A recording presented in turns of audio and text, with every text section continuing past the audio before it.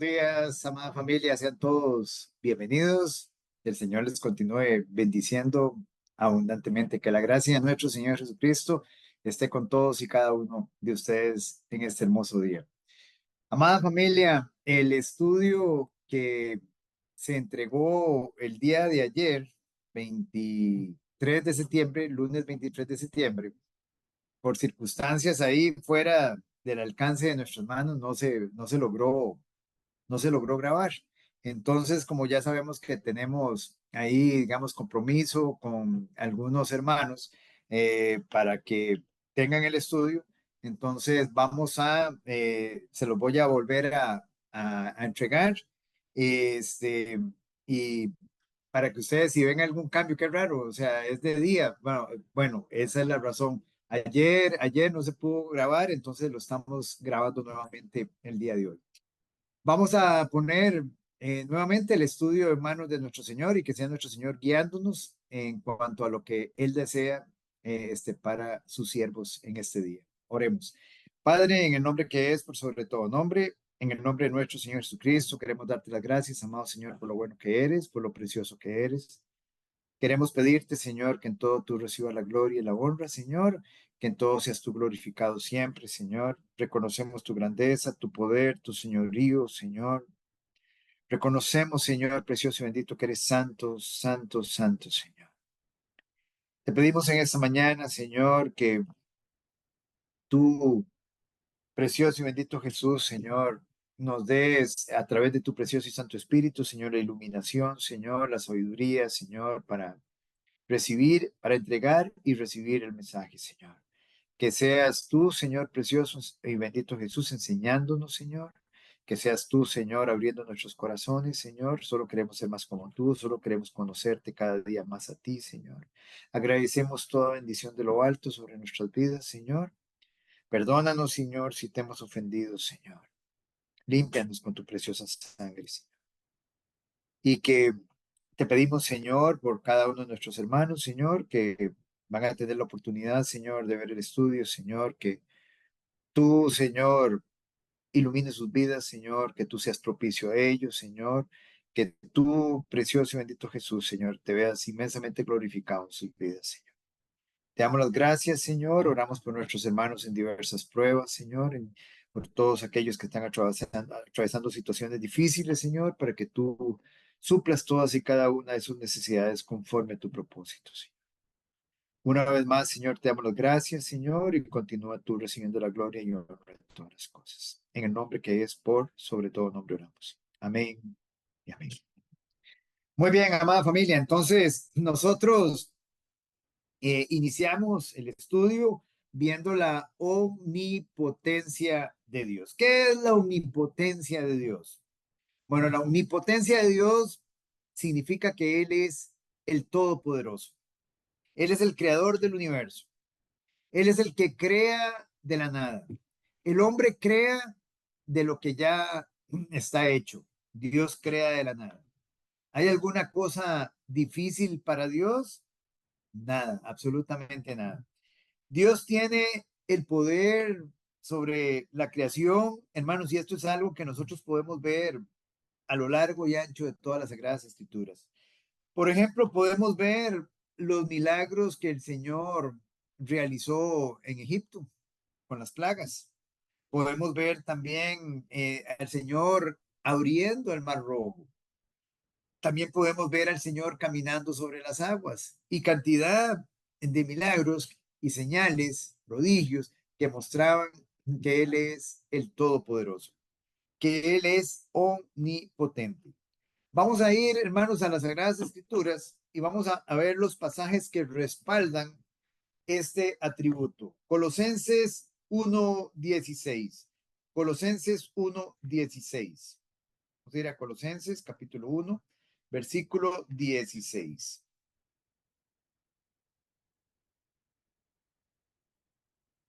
Y la palabra de Dios nos dice lo siguiente. Porque en Él fueron creadas todas las cosas, las que hay en los cielos y las que hay en la tierra, visibles e invisibles, sean tronos, sean dominios, sean principados, sean potestades, todo fue creado por medio de Él y para Él. Y Él es antes de todas las cosas y todas las cosas en Él subsisten. ¿Quién es Él? Él. Y si vamos al versículo 15, nos dice, Él es la imagen del Dios invisible. ¿De quién está hablando Pablo? De nuestro Señor Jesucristo. Él es el primogénito de toda la creación. Él es el preeminente de toda la creación. Entonces aquí, hermano, lo que nos está diciendo es que nuestro Señor Jesucristo, Él es el creador del universo. Nosotros siempre hemos tenido una idea de que el creador del universo es el Padre.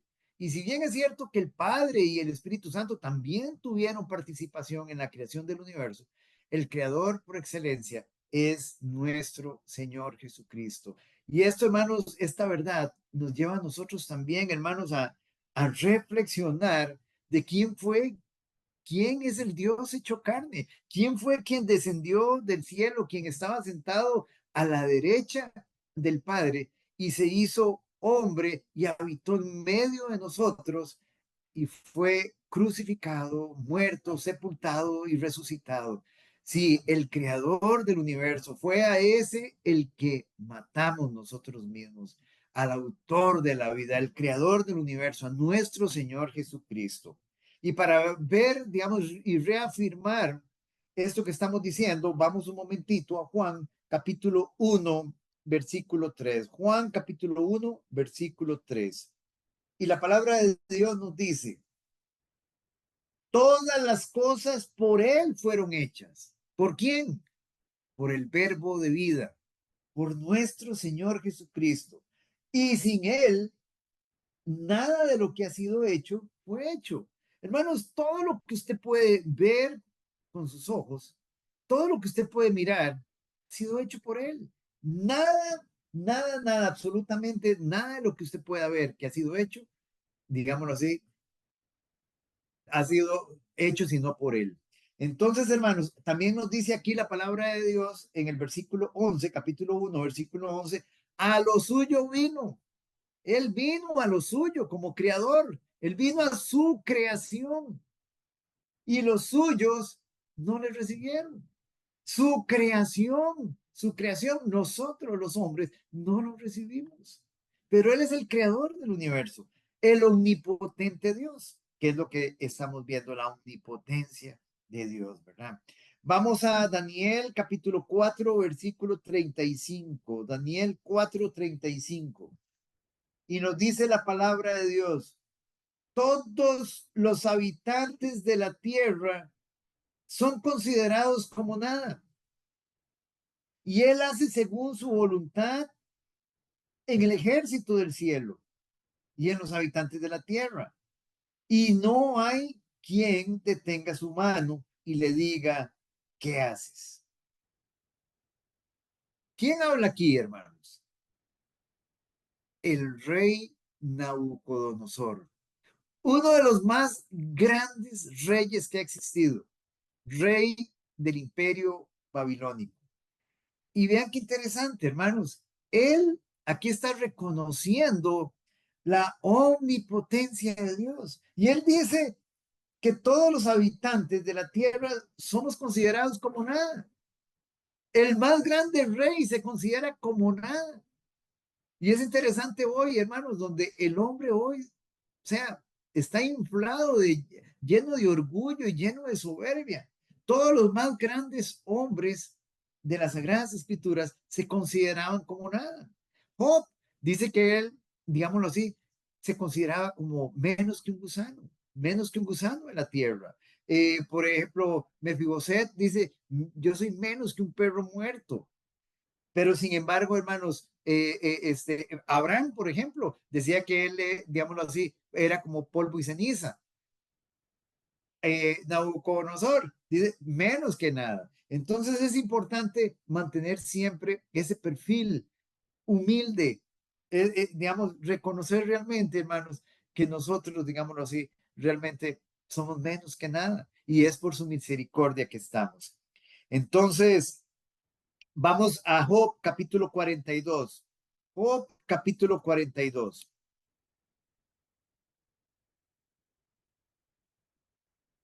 Job capítulo 42, versículos 1 y 2.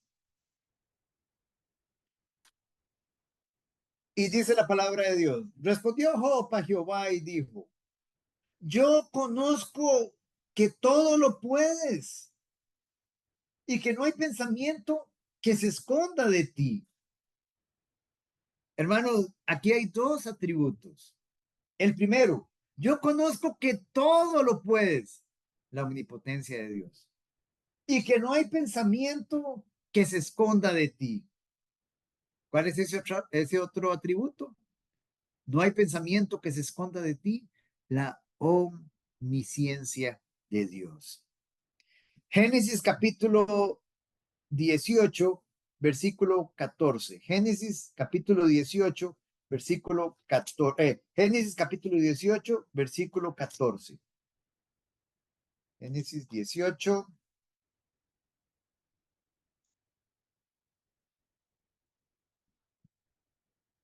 ¿Hay para Dios alguna cosa difícil? ¿Hay para Dios alguna cosa difícil? Al tiempo señalado volvería a ti y según el tiempo de la vida, Sara tendrá un hijo.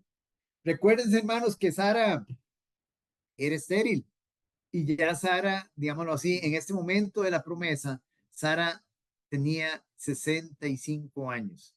Ya le había cesado la costumbre de las mujeres. Sin embargo, para Dios no es imposible, porque Él es el dador de vida. Él es el creador del universo. Él es el omnipotente Dios. Lucas 1:37. Lucas 1:37. Lucas 1:37. Y nos dice la palabra de Dios, porque nada hay imposible para Dios, porque nada hay imposible para Dios. Y aquí, hermanos, hemos podido ver en estos pasajes lo que hemos estado viendo es la omnipotencia de Dios. Salmo 24:1. Salmo 24:1. Nos dice la palabra de Dios, de Jehová es la tierra y su plenitud, el mundo y los que en él habitan. Hermanos, todo, absolutamente todo es de Él. Él lo ha creado, todo es de Él y para Él. Ahora es interesante que reflexionemos en cuanto a este pasaje. Dice, de Jehová es la tierra y su plenitud, el mundo y los con él habitan. Y nosotros decimos muchas veces, sí, lo creo. Pero cuando nosotros en algún momento experimentamos una adversidad, por ejemplo, una enfermedad o una persona que pierde sus bienes, perdió su casa, había entrado en un financiamiento y perdió su casa, la persona se desborona completamente. Y si bien es cierto que es una situación humanamente difícil, no entendemos que todo es de Él. Todo absolutamente le pertenece al Señor. Él quita y Él da. Igualmente, cuando perdemos un ser querido, nosotros no entendemos esta verdad, la pasamos por alto y todo le pertenece a Él. Es de Él, toda la creación completa le pertenece a Él. Él no la presta, Él es el que nos la facilita, nosotros somos sus mayordomos, sus administradores, y en el tiempo en que Él lo desee, Él nos puede quitar algo de nosotros, muy valioso para nosotros, pero es de Él. Los dones, los talentos, la salud, hasta el mismo aire que respiramos, le pertenece a Él. Entonces es muy importante, hermanos, cuando nosotros, digámoslo así, nos enfrentemos a ese tipo de circunstancias, recordar este versículo. De Jehová es la tierra y su plenitud, todo es de Él, todo es de Él y Él es el soberano. Él hace lo que quiere en el cielo y en la tierra. Nosotros lo único que debemos hacer es adorarlo, alabarlo y exaltarnos y tener contentamiento cualquiera que sea nuestra situación. Otro atributo, la sabiduría de Dios. La sabiduría de Dios. Ese es el que vamos a ver acá. ¿Qué es la sabiduría de Dios? Bueno, eso significa que el Señor tiene todo conocimiento, toda ciencia y toda sabiduría solo solo desciende de lo alto. Le pertenecen solo a él. Vamos a ir primeramente a Proverbios capítulo 2, versículo 6. Proverbios capítulo 2, versículo 6. Proverbio 2, 6. Porque Jehová da la sabiduría y de su boca viene el conocimiento y la inteligencia. Porque Jehová da la sabiduría. Hermano, la sabiduría solo viene de Dios, únicamente de Dios. Hay sabiduría humana, sí, también hay sabiduría humana, pero esa es terrenal, es animal, es diabólica. Ahora lo vamos a ver. En Santiago nos dice eso. Entonces, la sabiduría de Dios, la verdadera sabiduría solo viene de Dios. ¿Dónde la podemos encontrar? En las Sagradas Escrituras, por medio de la obra del Espíritu Santo. La sabiduría de Dios es únicamente para sus hijos, es únicamente para el creyente, es únicamente para el que tiene el Espíritu Santo, porque el que tiene el Espíritu Santo es el que tiene la comunión con Dios, es solamente para el que tiene vida espiritual. La sabiduría no es para todos, está disponible para todos, pero no todos tienen acceso a ella. Entonces es muy importante que nosotros tengamos presente eso. Y de su boca, de la boca de Dios, viene el conocimiento y viene la inteligencia. Usted quiere tener sensatez, usted quiere tener sabiduría, usted tiene que pedirla de lo alto. Vamos a ir, hermanos, vean lo que nos dice Santiago capítulo 1, versículo 5. Santiago capítulo 1, versículo 5. Hay muchas personas que se creen muy inteligentes, se creen que tienen mucho conocimiento, pero no tienen sabiduría de Dios. La sabiduría de Dios es la verdadera sabiduría. Capítulo 1, versículo 5 de Santiago. Y si alguno de vosotros tiene falta de sabiduría, pídala a Dios, el cual da a todos abundantemente y sin reproche, y le será dada. Y aquí es interesante algo, hermanos. Esta es una oración que Dios contesta, pero también esta es una oración que si usted la hace sin ser creyente, usted la oración no le va a pasar ni siquiera del techo. La repito nuevamente, dice, y si alguno de vosotros tiene falta de sabiduría, es Santiago hablándole a la iglesia, pídala a Dios. O sea, usted puede pedir sabiduría a Dios cuando usted tiene el Espíritu Santo de Dios en usted. Cuando usted es un hijo de Dios, cuando usted es un creyente. Dice, usted la pide y esta es una oración que Dios contesta y se complace en darla, el cual da a todos abundantemente y sin reproche y le será dada. Ahora, hermanos, yo tengo que pedir sabiduría todos los días. Todos los días pido sabiduría. La necesito todos los días. Todos los días necesitamos tomar decisiones. Por eso es muy importante todos los días pidámosle sabiduría al Señor para vivir nuestros días. Vamos aquí mismo en Santiago, al capítulo 3, versículo, vamos a leer el versículo 14. Del 14, vamos a leer del 14 al 17. Y dice, pero si tenéis celos amargos y contención en su corazón, un corazón contencioso, un corazón, digamos, conflictivo, un corazón, digamos, que busca contienda. Dice, no os jactéis, ni mintáis contra la verdad, porque esta sabiduría no es la que desciende de lo alto, sino terrenal, animal y diabólica. Usted no puede decir que usted tiene sabiduría cuando usted es una persona que está llena de envidia, llena de celos, cuando está llena de contención, llena de, digámoslo así, con falta de armonía. Esa no es sabiduría de lo alto. Pero también aquí, hermano, lo que nos está diciendo es lo siguiente. Una persona puede ir a una universidad. Esa persona puede sacar una maestría, un doctorado, una licenciatura, y puede estar profesionalmente muy bien formado, pero esa es sabiduría humana, esa es sabiduría terrenal. Y esa sabiduría de nada le sirve si no está acompañada de la sabiduría de Dios.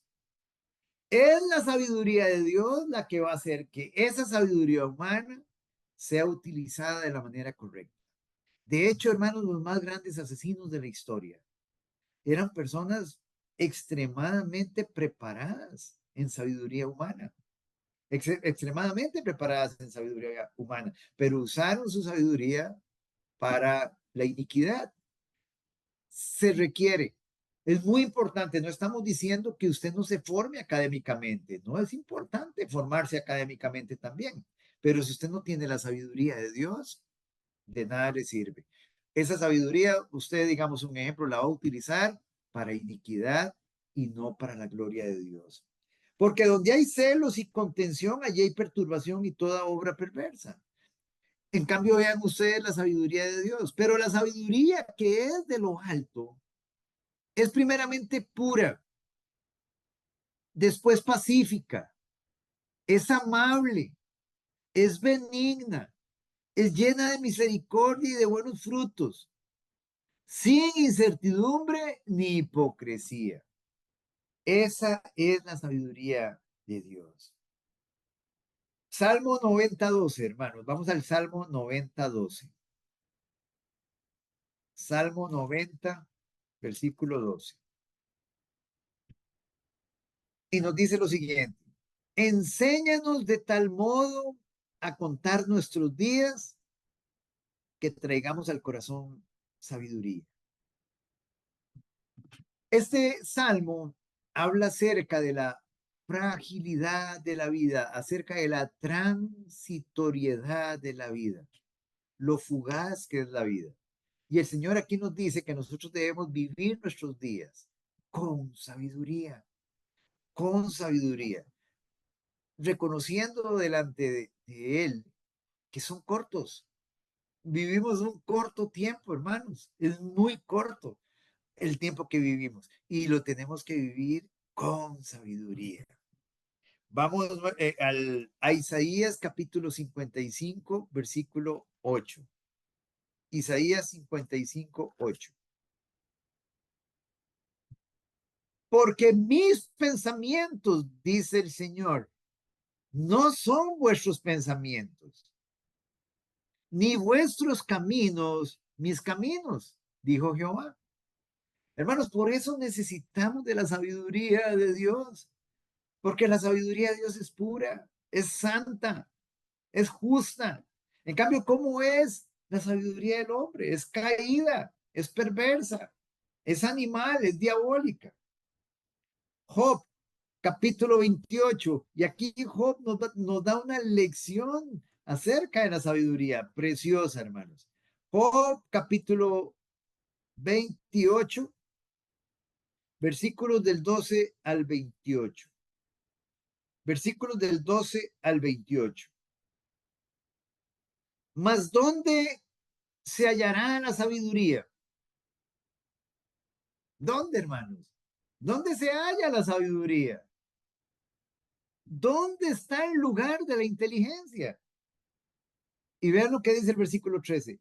No conoce su valor el hombre no conoce su valor, ni se halla en la tierra de los vivientes. La sabiduría no se encuentra en esta tierra, no se encuentra en este mundo.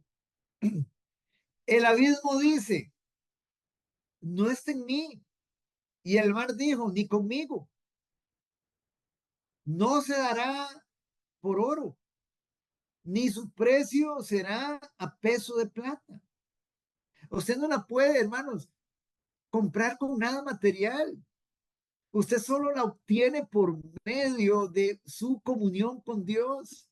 Si usted no tiene una comunión con Dios a través de su Espíritu Santo y a través de la obra de nuestro Señor Jesucristo, usted no tiene esta sabiduría, nunca la va a obtener, ni comprándola.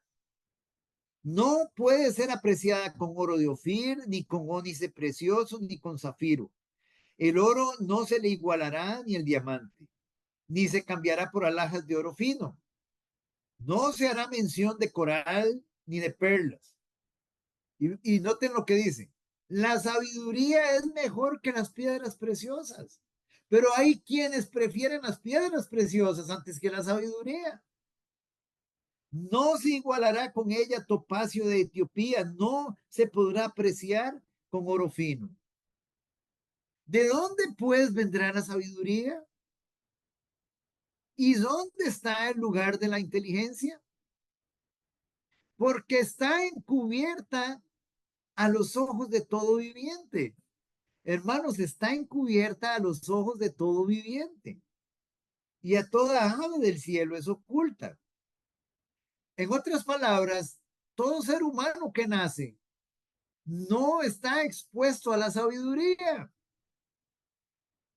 Esa persona tiene que ir a Cristo y reconocer su miseria espiritual, reconocer su bancarrota espiritual, la necesidad que tiene el Señor de ser salvado primeramente del pecado, arrepentirse de todo corazón y volverse a Dios, creer en su obra, en su muerte y en su resurrección y someterse al señorío de Cristo, y esa sabiduría estará disponible para esa persona. Únicamente, no hay otra forma, hermanos. Dice porque está encubierta, dice porque encubierta está a los ojos de todo viviente y a toda ave del cielo es oculta. Y vean lo que dice el versículo 22. El Abadón y la muerte dijeron, su fama hemos oído con nuestros oídos. ¿Qué significa el Abadón?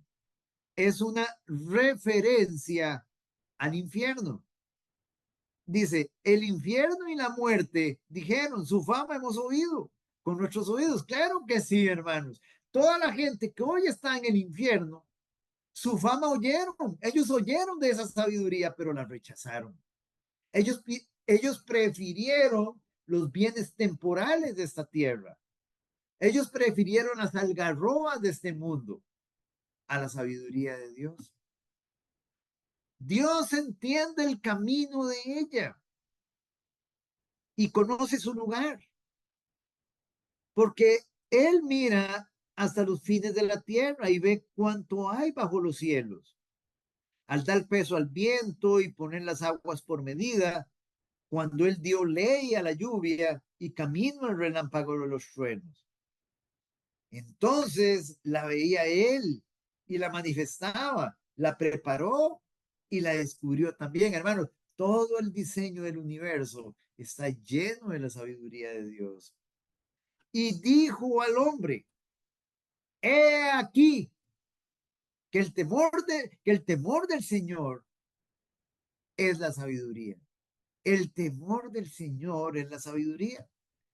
Y el apartarse del mal, la inteligencia.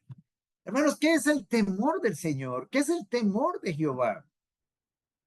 Es amar lo que Dios ama y aborrecer lo que Dios aborrece. Ese es el temor de Jehová.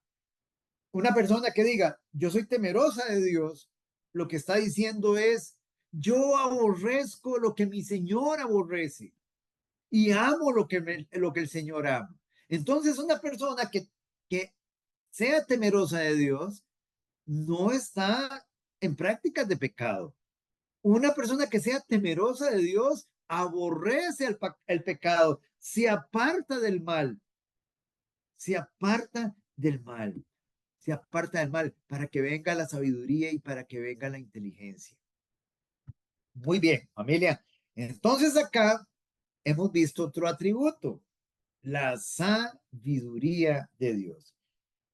Vamos a continuar, hermanos, con la presencia de Dios. Vamos a continuar con la presencia de Dios. ¿Qué es la presencia de Dios? Es el previo conocimiento de Dios de todas las cosas. El previo conocimiento de Dios de todas las cosas. Dios conoce absolutamente todo, y Él lo conoce todo desde antes que hubiera universo. Desde antes que hubiera universo, ya él lo conocía absolutamente todo. Este es un atributo precioso y que no solamente, hermano, nos da a nosotros a conocer ese atributo de Dios, sino que también, hermano, nos va a dar una garantía sobre la salvación, sobre los dones que el Señor ya nos ha dado. Vamos a ir, hermanos,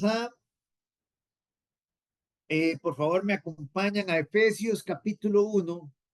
Efesios capítulo 1, versículo 4. Efesios capítulo 1, versículo 4. Y dice la palabra de Dios lo siguiente. Según nos escogió en Él. Según nos escogió en Él. ¿Quién es Él? Cristo. El Padre, vean qué interesante, el Padre nos escogió en Él, en Cristo. Antes de la fundación del mundo, antes que hubiera universo, para que fuésemos santos y sin mancha delante de Él. Analicemos este versículo. Dice que el Padre, porque es el Padre, Pablo está diciendo que el Padre nos escogió. Ahora, aquí hay que tener claro que esa escogencia que hizo el Padre no escoge, no nos escoge, no escoge, digámoslo así, a los salvos, diciendo a este sí, a este no, a este sí, a este no, voy a escoger a este me cae bien, no, este no, este sí, este no, no. Esa no es un de títere, ¿cómo se llama? Títere de la máquina que yo no fui, no. No es, hermanos, en esa forma que el Señor escoge a sus siervos. No es al azar que el Señor escoge a sus siervos, que escoge a sus hijos. El Señor lo hace, hermanos, de una forma, digámoslo así, diferente. Él nos ve en su presciencia, en su previo conocimiento que tiene de todas las cosas. ¿Cómo lo hace Él? Él nos ve en el futuro. Él nos ha visto ya en el futuro. Cuando él hizo su llamado a nuestras vidas, el Padre nos vio respondiendo al llamado que Él nos hizo. Ahora, todo esto está sucediendo en la eternidad, todo esto está sucediendo antes de que hubiera universo. Ya el Padre nos había visto a nosotros respondiendo al amor del Señor, respondiendo a su llamado, al llamado de Cristo. Entonces Él sabe quiénes son los que están recibiendo a su Hijo y se están arrepintiendo. Y desde ese momento Él nos escoge. Y no solamente nos escoge, sino que nos anota en su libro, en el libro de la vida. Él, a partir de ese momento, somos anotados ahí, los salvos. Y nos dice lo siguiente también, y eso es importante, hermano, lo vamos a ver más adelante.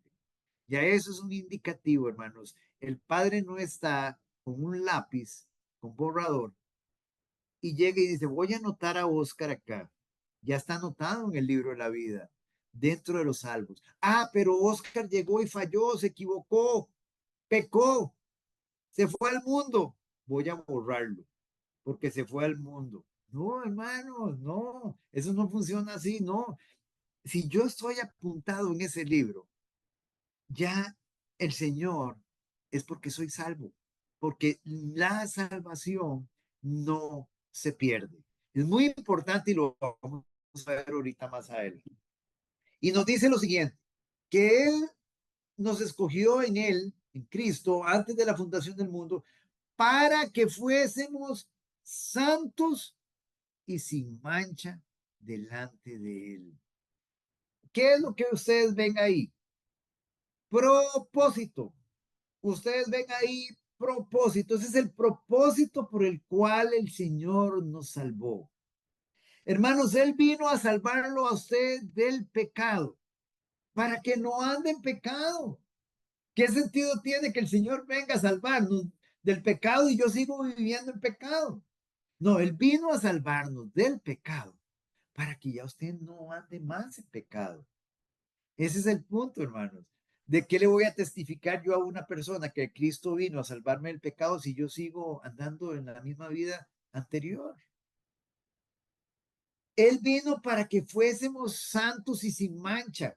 ¿Qué quiere decir eso? Santos, apartados para Él, separados para Él, para su gloria, para su honra, separados del mundo. Ese es el propósito, hermano. Así que si usted dice que usted es creyente, usted tiene que estar separado del mundo. Usted tiene que estar separado del pecado. Esa es la evidencia de que usted ha sido salvado y sin mancha delante de Él. Ese es el propósito de Él. Ahora, quiero que me acompañen un momentito a Romanos para que veamos un pasaje muy similar en cuanto al propósito de Dios de salvarnos. Romanos al capítulo 8. Vamos al capítulo 8, familia. Romanos capítulo 8. Vamos a leer del versículo 29 al 30. Porque a los que antes conoció, ¿cuándo? ¿Cuándo nos conoció? Porque a los que, porque a los que antes conoció, ¿cuándo? Antes de la fundación del mundo. También los predestinó. Y esta palabra predestinó significa predeterminar, predeterminar. El Señor ya nos ha predeterminado. ¿Para qué nos predeterminó el Señor? Para que fuesen hechos conforme a la imagen de su Hijo. Para que fuésemos hechos conformes a la imagen de su Hijo. Conformados a su imagen. ¿Qué quiere decir eso, hermanos? O sea, el Señor vino, Él me escogió, Él me llamó, Él me justificó, me santificó y me va a glorificar para que yo sea a imagen de su Hijo, conformado a la imagen de su Hijo. Entonces, ¿qué quiere decir eso? Si el Señor me está conformando a la imagen de su Hijo, eso no quiere decir que yo continúe viviendo en una vida de pecado, en una vida de carnalidad, sino que Él me está conformando a la imagen de su Hijo, conformado a su santidad, a su justicia, a todo lo que es Él. Dice, conforme a la imagen de su Hijo, para que Él sea, ¿quién? Cristo, el primogénito, y aquí lo que significa es el preeminente entre muchos hermanos. Y a los que predestinó, a los que predeterminó, a estos también llamó. Y a los que llamó, a estos también justificó. Todo esto el Señor lo vio desde cuándo? Desde antes de la fundación del mundo. Él vio en el momento que se nos hizo el llamado. Desde el momento en que se nos hizo el llamado, fuimos justificados. Y una vez justificados, fuimos glorificados. Pero vean qué interesante aquí algo que ustedes quiero que noten. Dice, y a los que llamó, Él nos vio a nosotros en Cristo en el futuro, cuando nos estaba llamando a través de la proclamación del Evangelio. Dice, y a los que llamó a esos también justificó. Justificó quiere decir que nos declaró justos. Nos declaró justos en la justicia de su Hijo. Y a los que justificó, a estos también glorificó. Ahora, ¿qué es la glorificación? ¿En qué consiste ser glorificado? Y es muy importante que tengamos claro este término. La glorificación, hermanos, es cuando nosotros partimos a su presencia, cuando nosotros morimos, el Señor ya tiene un cuerpo preparado para nosotros, un cuerpo glorificado, semejante al de su Hijo, igual como el cuerpo cuando nuestro Señor Jesucristo resucitó. Él nos tiene un cuerpo glorificado. Pero vea qué interesante, ninguno de los que estamos escuchando este mensaje, ninguno de los que estamos escuchando este mensaje hemos muerto.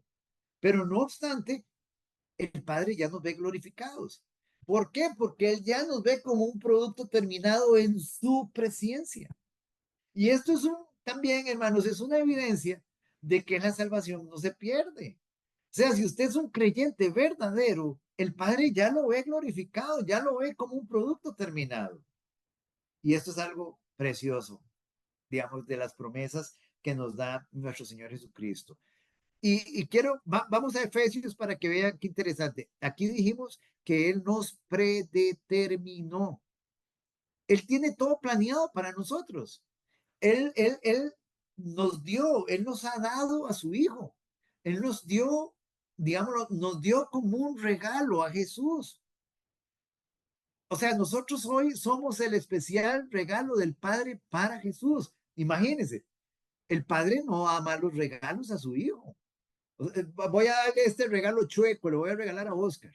Y le hago, digámoslo así, es como un regalo, digámoslo así, que al final de cuentas, más adelante, voy a fallarle a la lealtad de mi Señor.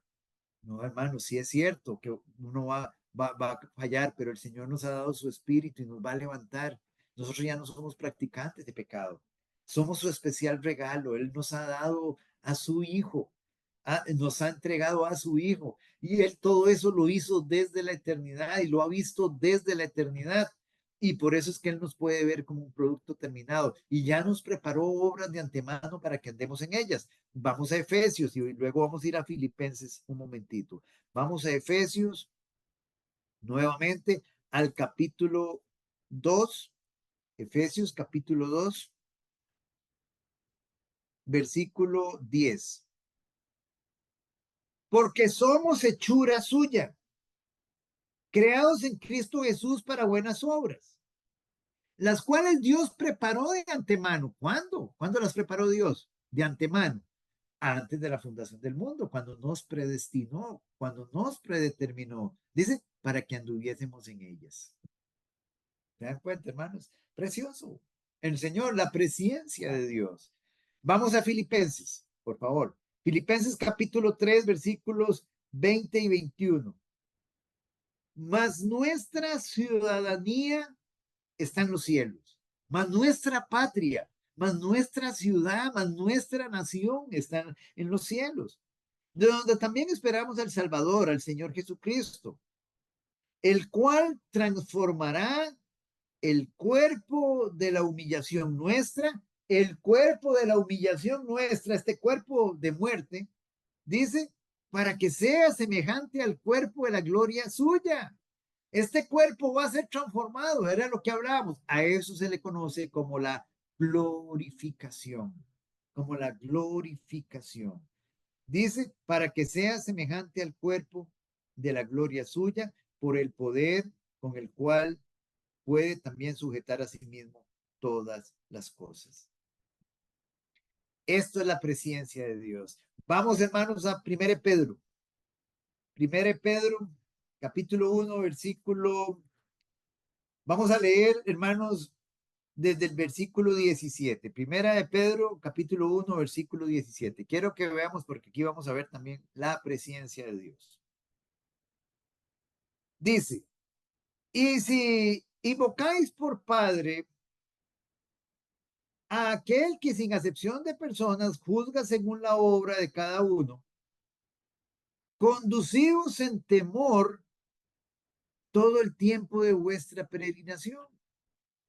Todo el tiempo de vuestra peregrinación. Si usted está invocando a Dios por Padre, es porque ya usted es su hijo. Entonces él dice, si usted me está invocando, entonces es porque usted se está conduciendo en temor, aborreciendo lo que yo aborrezco y amando lo que yo amo. Dice, durante todo el tiempo de su vida aquí en la tierra, a partir del momento que usted recibe a Cristo. Sabiendo que fuisteis rescatados, fuisteis redimidos de vuestra vana manera de vivir.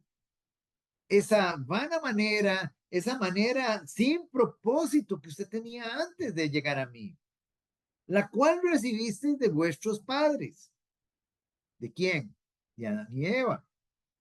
Ahora nuevamente conecta, el apóstol Pedro conecta esta frase que viene con lo que estábamos leyendo en el versículo 18 en la primera parte. Leo la primera parte. Sabiendo que fuiste rescatados de vuestra vana manera de vivir. Y volvemos al versículo aquí al final de este, 18. No con cosas corruptibles, como oro y plata. En otras palabras, nuestra redención nosotros no la podemos comprar, ni con diezmos, ni con ofrendas, ni con sacrificios, ni con oro, ni con plata, con nada, porque es un regalo de Dios, es gracia de Dios. Dicen, no la pueden obtener con cosas corruptibles como oro y plata, sino con la sangre preciosa de Cristo, como de un cordero sin mancha y sin contaminación. Y aquí viene la presencia de Dios, ya destinado desde antes de la fundación del mundo, pero manifestado en los postreros tiempos por amor de vosotros. ¿Qué nos dice aquí? Que nuestro Señor Jesucristo había sido destinado desde antes de la fundación del mundo, desde antes que hubiera universo, desde antes que Adán y Eva pecaran. Ya había sido destinado para ir a la cruz. O sea, el Señor, el Padre Celestial, Él está viendo desde la eternidad pasada a su Hijo en la cruz para salvación nuestra. Esa es la presencia de Dios, hermanos. Algo hermoso. Apocalipsis capítulo 13, versículo 8. Apocalipsis capítulo 13, versículo 8.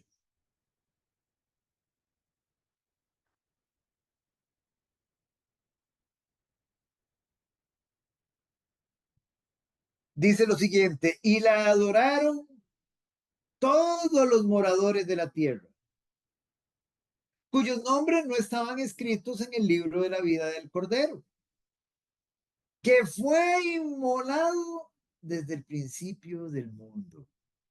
Presencia de Dios. Nuevamente. Y la adoraron. ¿A quién adoraron?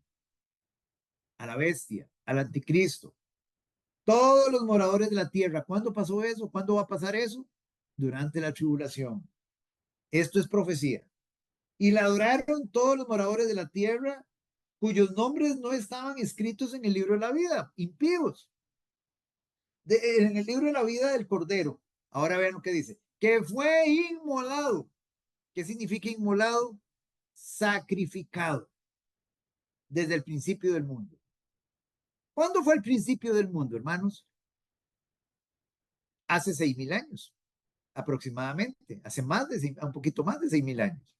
Ahí, digamos, es donde inició el mundo. Hace un poquito más de 6.000 años. ¿Hace cuánto fue el sacrificio de Cristo? Hace 2.000 años. Hace 2.000 años. Pero aquí dice que hace 6.000 años el Cordero fue inmolado. O sea que en el principio del mundo el Cordero fue inmolado. ¿Por qué? Porque el Padre lo está viendo. O sea, el Padre en aquel momento, él vio para adelante 4.000 años y él está viendo a su hijo sacrificado. Ven el punto, hermanos. Precioso, ¿verdad? Porque para nosotros es hace 2.000 años. Pero lo que está diciendo aquí es que hace 6.000 años. Dice que fue inmolado desde el principio del mundo, que fue sacrificado desde el principio. El principio fue hace 6.000 años. Y nuestro Señor Jesucristo no fue sacrificado hace 6.000 años. Él fue sacrificado hace 2.000 años. ¿Qué es lo que está haciendo el Señor? Entonces el Señor está diciendo que Él está viendo a su Hijo en el tiempo, 4.000 años, en el futuro, siendo sacrificado. Eso es lo que está diciendo la palabra de Dios acá. Muy bien. Quiero que vayamos, hermanos, al libro de Romanos. Veamos otro ejemplo del previo conocimiento de Dios de todas las cosas. Romanos capítulo 9. Romanos capítulo 9, versículo 21 al 23. ¿O no tiene potestad el alfarero sobre el barro para hacer de la misma masa un vaso para honra y otro para deshonra? ¿Qué está diciendo aquí la palabra de Dios? ¿Qué está diciendo Pablo? ¿O no tiene autoridad el alfarero, en este caso, ¿quién es el alfarero? El Padre. Sobre el barro, ¿quién es el barro? La humanidad, nosotros. Para hacer de la misma masa, de la misma humanidad, un vaso para honra y otro para deshonra. O sea, ¿qué es lo que está diciendo? El Señor, digamos, Él creó la humanidad. Algunos, unos pocos, recibieron a nuestro Señor Jesucristo, atendieron su llamado, se arrepintieron, reconocieron su señorío. Pero también está diciendo, esos son los vasos de honra. Pero también está diciendo que hay otros que son los vasos de deshonra que lo rechazaron, que son la gran mayoría, más del 90% de la humanidad va a rechazar a Cristo, la humanidad de todos los tiempos, más del 90%. Y esos son los vasos de deshonra. Pero vean lo interesante de la presencia de Dios. Y que Dios, dice Pablo, y que si Dios, queriendo mostrar su ira y hacer notorio su poder, soportó con mucha paciencia los vasos de ira preparados para destrucción. El Señor, desde antes de la fundación del mundo, Él sabía que, que todos esos vasos de honra, perdón, que todos esos vasos de deshonra, que todos esos vasos impíos iban a ser destinados a la destrucción. Él iba a derramar su ira sobre ellos. El Señor ya lo sabe desde antes de la fundación del mundo. Y dice que lo soportó con mucha paciencia. ¿Por qué? Porque el Señor les dio vida. Y tuvo que soportar las perversidades que vinieron a hacer a este mundo. Con mucha paciencia. Hasta que se llegara el punto de que estas personas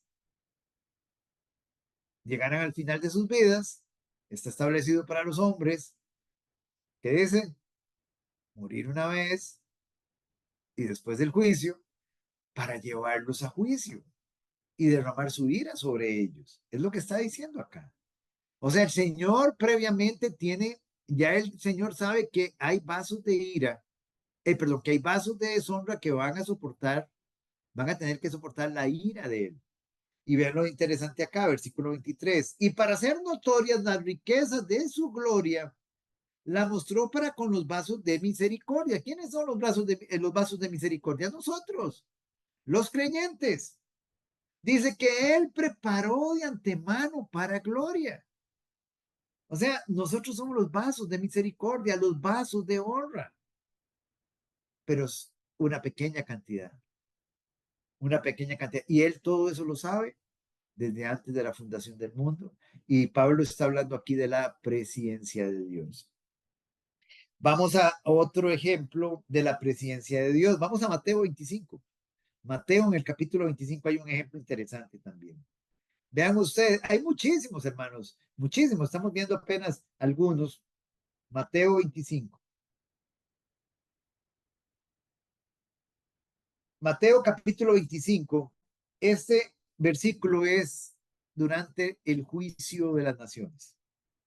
Y entonces en el versículo 41 de este capítulo 25 de Mateo, él dice lo siguiente. Entonces dirá también a los de la izquierda, apartaos de mí, malditos, al fuego eterno preparado para el diablo y sus ángeles. Al fuego eterno preparado. Ya estaba preparado. ¿Desde cuándo? Desde antes de la fundación del mundo. ¿Para quién fue preparado el infierno? Para el diablo y sus ángeles.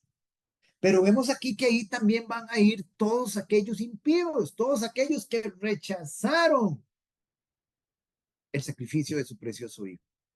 Porque rechazarlo, hermanos, la gente cree, hay mucha gente que dice, no, pero es que yo creo en Dios, yo creo en Jesús, yo conozco su obra, sí, pero no vive conforme a su señorío, no vive conforme a su palabra. Es un oidor, pero no un hacedor. Bueno, si usted es un tibio, si usted es un impío, usted está en esta lista. En la lista de los que van a ir al fuego eterno, preparado para el diablo y sus ángeles. Porque solamente al cielo, a la vida eterna, van aquellos que se han rendido completamente al señorío de su Hijo. Se han arrepentido, han creído y se han rendido a su señorío. Ahora son oidores y hacedores. Oidores y hacedores. Si usted solamente es un oidor, usted no está ahí. Eso es lo que uno tiene que tener claro en cuanto a esto. Muy bien. Vamos un momentito a Isaías 46:10. Isaías 46:10. Siempre estamos con Isaías 46:10. Vamos a leer el 9 y el 10. Y dice lo siguiente. Acordaos de las cosas pasadas, desde los tiempos antiguos, porque yo soy Dios y no hay otro Dios, y nada hay semejante a mí, que anuncio lo por venir desde el principio y desde la antigüedad lo que aún no era hecho. Y que digo, mi consejo permanecerá y haré todo lo que quiero. Hermanos, esa es la presencia de Dios, que anuncio lo por venir. Por eso Él puede hacer eso. Anuncio lo por venir desde el principio. O sea, desde antes de la fundación del mundo. Por eso el Señor todo lo ha escrito. Y por eso todas las cosas que están escritas y registradas en las Sagradas Escrituras ya han ocurrido en el Antiguo Testamento y van a ocurrir las que no han ocurrido todavía. Mi consejo permanece y haré todo lo que yo quiero. Esa es la presencia de Dios. Y nosotros veíamos, hermanos, que eso nos da a nosotros este atributo, una completa garantía, una seguridad en cuanto a nuestra salvación. Y nosotros podemos descansar. La salvación no se pierde. La salvación no se pierde para el verdadero creyente. Ustedes podrán decir muchas veces, pero es que aquel tenía 15 años de estar en la iglesia. Y él se comportaba como un cristiano, pero se fue al mundo. Entonces, ¿qué? Explíqueme eso. ¿Perdió la salvación? No, la perdió. Es que nunca la tuvo. Es que nunca la tuvo, nunca estuvo apuntado en el libro de la vida, nunca estuvo escogido desde antes de la fundación del mundo. Nunca lo vio el Señor desde antes de la fundación del mundo en Cristo. Nunca lo vio. Nunca lo pudo escoger porque nunca lo vio. Él no respondió a su llamado. Ese es el punto.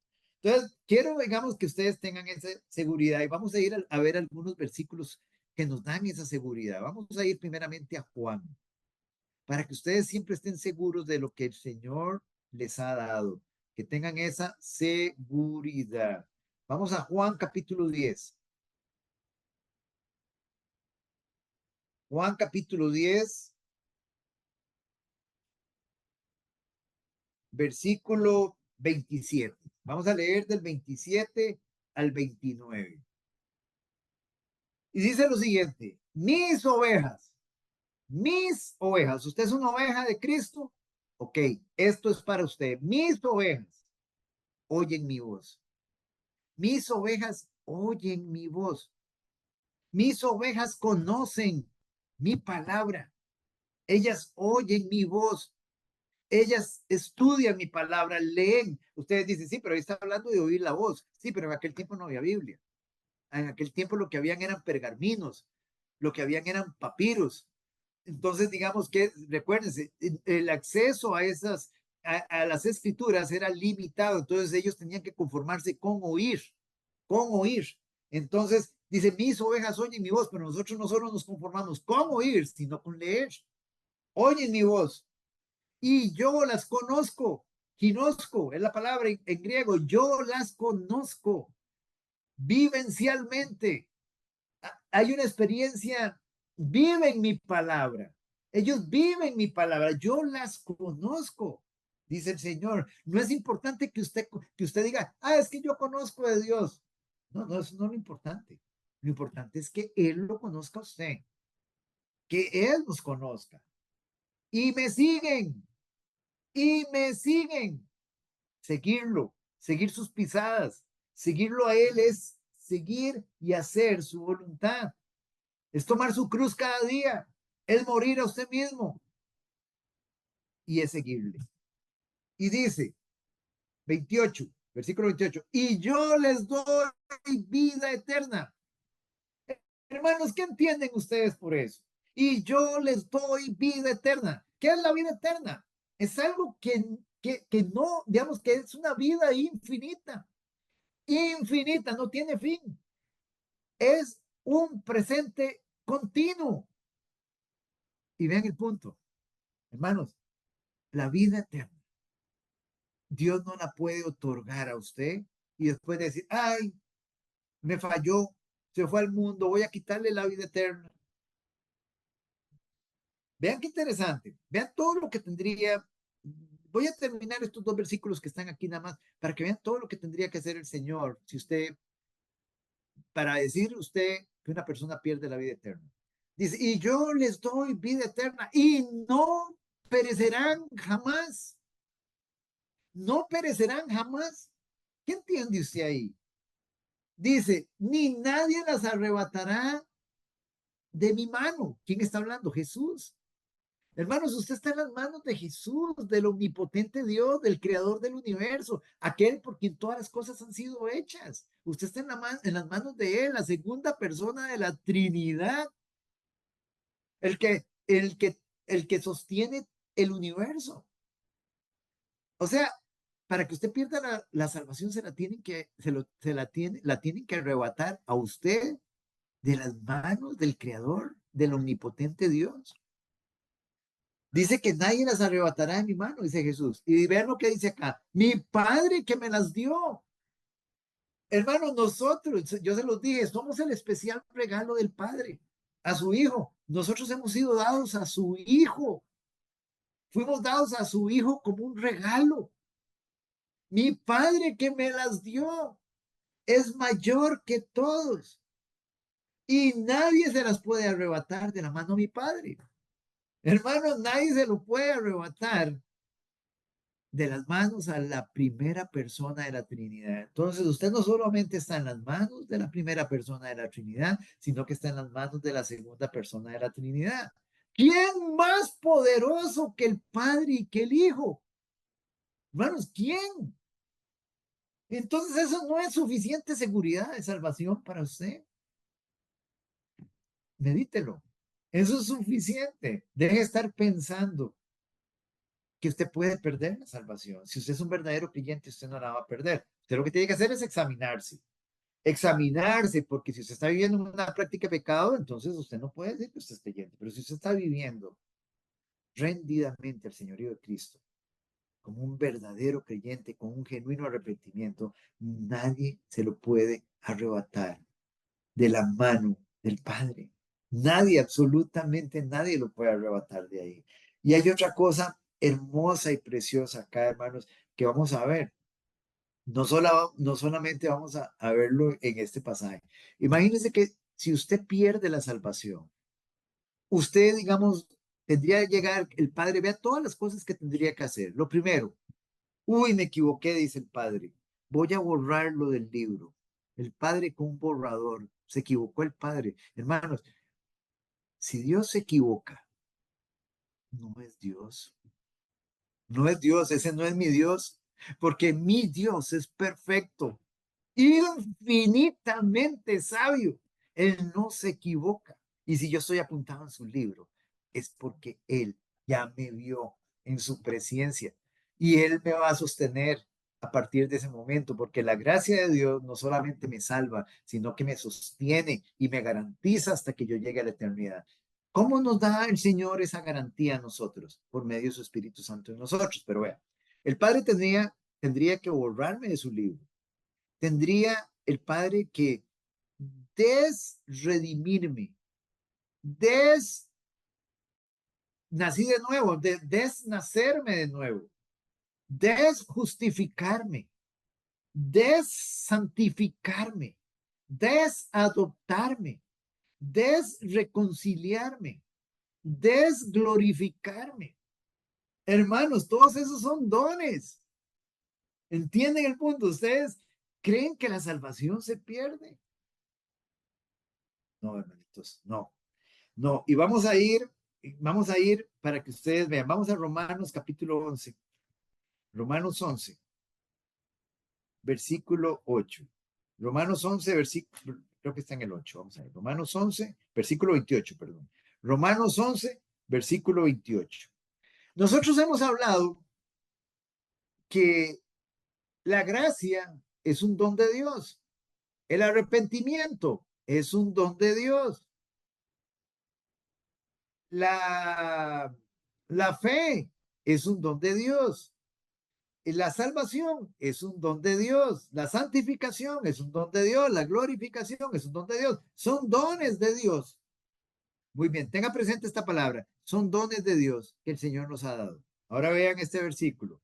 Versículo, capítulo 11, versículo 29. Capítulo 11, versículo 29. Porque irrevocables, porque irrevocables son los dones y el llamamiento de Dios.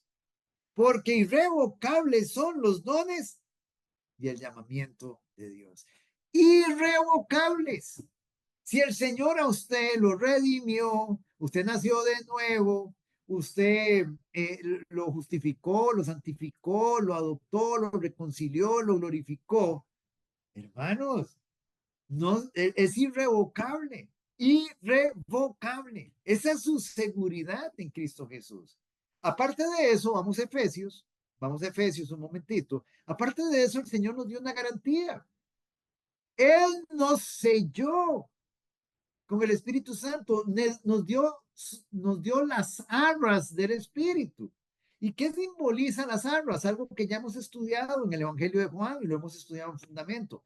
¿Qué son las arras? Es la garantía de Dios. Es la garantía de Dios, el depósito de garantía de Dios, la prenda de Dios, el Espíritu Santo en nosotros. El sello de pertenencia de Dios, le pertenecemos a Él, la garantía de Dios de que Él va a cumplir sus promesas, de que ya le pertenecemos. Capítulo 1, versículos 13 y 14.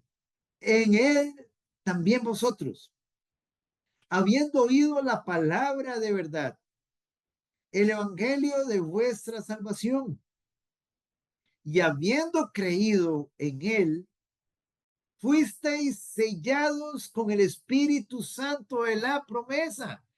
Un ganadero agarra sus reses, agarra su ganado y lo sella. Le pone su sello. Le pertenece. Hermano, nosotros somos ovejas de su prado. Le pertenecemos a Él. Hemos sido sellados. Y el Espíritu Santo es el depósito de Dios, es la garantía de Dios, la prenda de Dios. ¿Cómo decir? Ahí les doy ese anticipo de que me pertenecen. Ahí está el Espíritu Santo en ustedes. Son míos. Es la garantía de que yo los voy a glorificar. Bueno, esa es la garantía de la salvación. Pero ustedes dicen, sí, pero es que yo me he dado cuenta de gente que se va de la iglesia y que tenían testimonio. Vamos a Primera de Juan, a ver qué nos dice Juan acerca de eso. Primera de Juan, capítulo 2, versículo 19. ¿Es posible que mucha gente que tenga muchos años de estar en la iglesia pueda hacer que se vaya y se vayan al mundo? Sí, sí es posible. ¿Eran salvos? No. El apóstol Juan dice que no. Según Primera de Juan, capítulo 2, versículo 19. Salieron de nosotros. Juan le está hablando a la iglesia. Salieron de la iglesia. Pero no eran de nosotros, no eran de la iglesia. Porque si hubiesen sido de nosotros, si hubiesen sido de la iglesia, habrían permanecido con la iglesia. Pero salieron para que se manifestase que no todos son de la iglesia. No todos son de nosotros. No todos son creyentes verdaderos. No todos se han arrepentido. No todos han creído verdaderamente, no todos se han sometido al señorío de Cristo.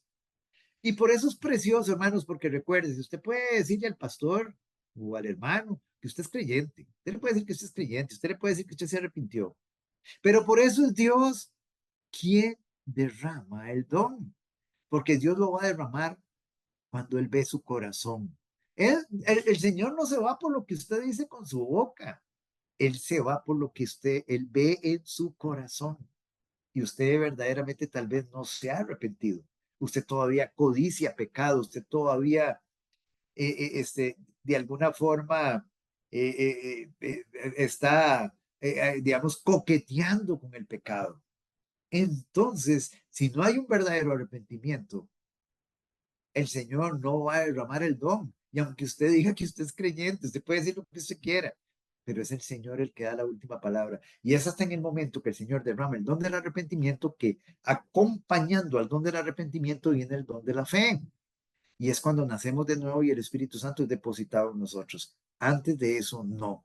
Antes de eso, usted no le pertenece a Cristo. Antes de eso, usted no tiene salvación. Entonces usted dice, sí, pero es que entonces yo he visto gente que defiende que la salvación se pierde. Yo he visto gente que defiende que la salvación se pierde. Entonces vamos a ver, ¿sí? Hay gente que la defiende con un pasaje como este. Y vamos a leerlo. Vamos a leer este pasaje y vamos a ver, hermanos, si la salvación, si esta gente que está aquí tenía salvación. Y dice lo siguiente. Segunda de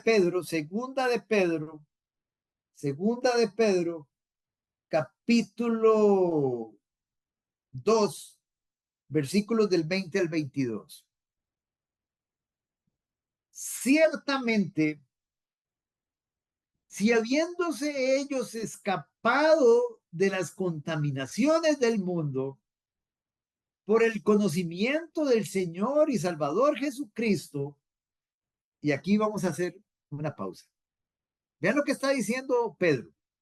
Pedro dice que hay personas que llegan a la iglesia y tal vez ya tienen 2 años, 3 años de estar ahí, 5 años, pueden tener.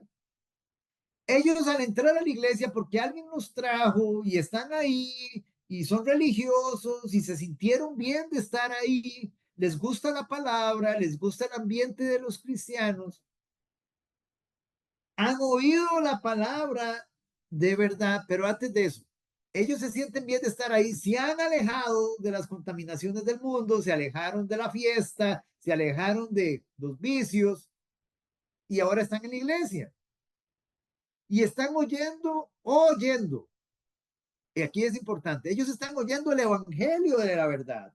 Ellos están teniendo conocimiento del Señor y Salvador Jesucristo. Están recibiendo luz,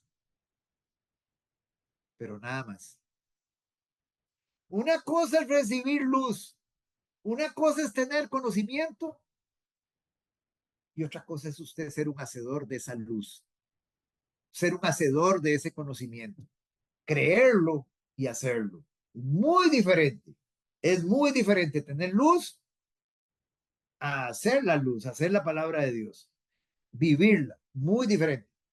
Dice que estas personas estaban en la iglesia, tenían tiempo de estar ahí, se habían alejado de las contaminaciones del mundo, pero enredándose otra vez en ellas, se fueron otra vez y se enredaron en las contaminaciones, volvieron a tomar, volvieron a adulterar, volvieron a fumar, volvieron a la fiesta. Enredándose otra vez en ellas, son vencidos.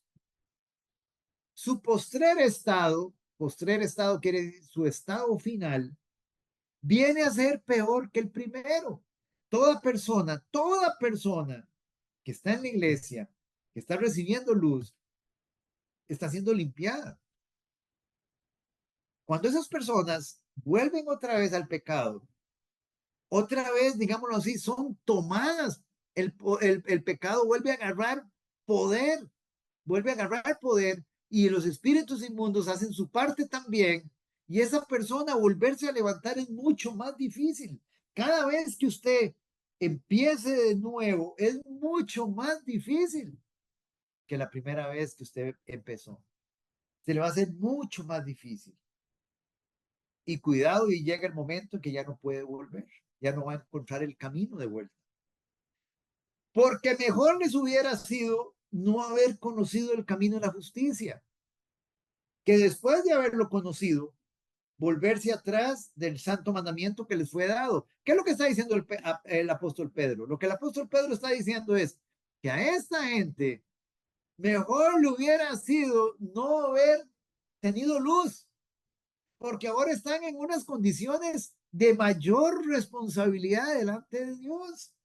Ahora ya adquirieron mayor condenación delante de Dios que anteriormente. ¿Por qué? Porque antes usted no tenía luz. Antes usted estaba haciendo muchas cosas en ignorancia e incredulidad, pero ahora ya tiene luz y ya sabe que no debe hacerlas, pero aún así usted las hizo. Más condenación es lo que está diciendo Pedro. Pero no está diciendo Pedro que son salvos ni que perdieron la salvación. Nunca la han tenido, porque no eran hacedores. Versículo 22. Pero les ha acontecido lo del verdadero proverbio. El perro vuelve a su vómito y la puerca lavada a revolcarse en el cielo. ¿Qué es lo que está diciendo el apóstol Pedro acá? Dice, de la misma manera como un perro de forma natural, por su naturaleza, se come su vómito. Es la naturaleza del perro. El perro vomita y se vuelve a comer su vómito. Es la naturaleza del perro. El perro hace eso. Y de la misma forma, como la chancha, por más que usted la lave, por más que usted la perfume y la tenga en la terraza de su casa encerradita, en el momento menos previsto por usted, usted le abre el portón y ella va a irse y va a buscar un barrial y se va a enlodar nuevamente. ¿Por qué razón, hermanos? Se va a ir a revolcar de nuevo al cielo, como dice Pedro. Porque esa es la naturaleza de la chancha. Bueno, así como la naturaleza del perro es comerse el vómito y la naturaleza de la chancha revolcarse en el cielo, así la naturaleza del impío es revolcarse en el pecado. Entonces, ¿qué es lo que está diciendo Pedro con esta parábola acá? Pedro lo que está diciendo es que esta gente nunca le fue cambiada su naturaleza, nunca fueron nuevas criaturas, nunca nacieron de nuevo, por eso se fueron de nuevo al mundo, nunca perdieron la salvación porque nunca la tuvieron. Ese es el punto, hermanos. Entonces, apropiémonos de la salvación. Los que la tenemos, apropiémonos de ella, porque es un regalo de Dios que no lo vamos a perder. Sí, vamos a fallar, en cualquier momento podemos caer, hermanos, pero no vamos a quedar postrados ahí, porque el Santo Espíritu de Dios nos va a levantar. Ya no somos practicantes de pecado, aborrecemos el pecado, lo odiamos el pecado, aborrecemos todo lo que Dios aborrece y amamos todo lo que Dios ama. Amada familia, esto fue lo que vimos ayer con la ayuda del Señor anoche y aquí se los entrego nuevamente para aquellos hermanos que no pudieron acompañarnos, para que lo puedan tener. Lógicamente es un tiempo menor porque ustedes saben que hay una participación de los hermanitos en la lectura y tal vez algún aporte que ellos den, pero este es el resumen para que ustedes lo tengan. Amada familia, vamos a orar y a cerrar este estudio. Padre, en el nombre que es por sobre todo nombre, en el nombre de nuestro Señor Jesucristo, queremos darte las gracias por lo bueno que tú eres, precioso y amado Señor, eres maravilloso. Recibe tú la gloria en todas las cosas, que en todos tú seas siempre exaltado, Señor. Y te damos las gracias por todo lo que tú nos enseñas. Ayúdanos a retener tu palabra, Señor. Ayúdanos a ponerla por obra. Que siempre seamos oidores y hacedores de tu palabra, Señor. Ayúdanos a valorar esa salvación tan grande que nos has dado, Señor. Te damos las gracias por ella. Gracias, Señor, porque estamos en tus manos, Señor, y nadie nos puede arrebatar de tu mano, Señor. Qué preciosas promesas, Señor, para descansar en ellas, Señor. Gracias una vez más. Bendice a cada uno de mis hermanos, Señor. Cuídalos, guárdalos, Señor. Acampa ángeles alrededor de ellos, Señor. Y continúa tú recibiendo la gloria y honra en todas las cosas. En el nombre que es, por sobre todo nombre oramos. Amén. Amén. Amada familia, que el Señor me los bendiga, que me los llene siempre de su gracia. Nos vemos nuevamente. Bendiciones.